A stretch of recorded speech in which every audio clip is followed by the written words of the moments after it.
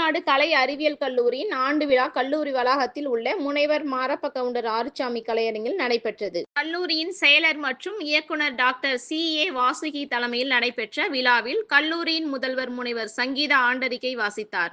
விழாவில் சிறப்பு விருந்தினராக கான்பூர் இந்திய தொழில்நுட்ப நிறுவனத்தின் இயந்திர பொறியியல் துறையின் பேராசிரியர் முனைவர் நச்சிகேதா திவாரி கலந்து கொண்டு பேசுகையில், உலகில் உள்ள ஒவ்வொரு நாடுகளின் நாகரிகத்தில் ஒரு அடிப்படை உண்டு என்றும், ஐரோப்பிய நாடுகள் மொழியையும், மத்திய கிழக்கு நாடுகள் மதத்தையும், ஆப்பிரிக்க நாடுகள் பழங்குடியின பண்புகளையும் தம் நாகரிகத்தின் அடிப்படையாக கொண்டன என்றும் குறிப்பிட்டார். பாரத நாட்டின் நாகரிகத்தின் செழுமைக்கு மொழி, மதம், உணவு, இனம் ஆகியன அடிப்படையாக அமையவில்லை என்று, பாரத நாகரிகம் அறிவை அடித்தளமாக கொண்டது என்றும், இங்கு தோன்றிய இந்து, பௌத்தம், சமணம், சீக்கியம் ஆகிய அனைத்து மதங்களும் அறிவின் அடிப்படையில் தோன்றியவை என்றும் வலியுறுத்தினார். அனைத்து துறைகளிலும் உலகிற்கு அறிவை தருகின்ற நாடாக நம் நாடு விளங்குவதாக அவர் கூறினார்.